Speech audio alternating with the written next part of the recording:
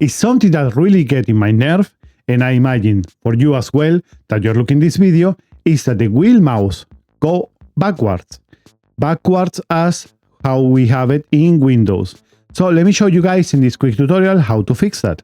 Open your system settings, and on the left side scroll down until you find the mouse option. Now, before this was set into trackpad, but now it's changed and you can find the same option into mouse.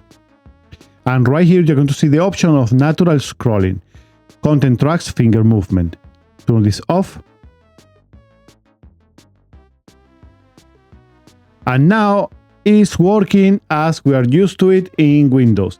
That is it for this tutorial, guys. If you enjoyed, drop a like, write a comment, and subscribe to the channel because it's free and this will really help me out. Thanks for watching, my friends. See you guys on the next time. Bye bye.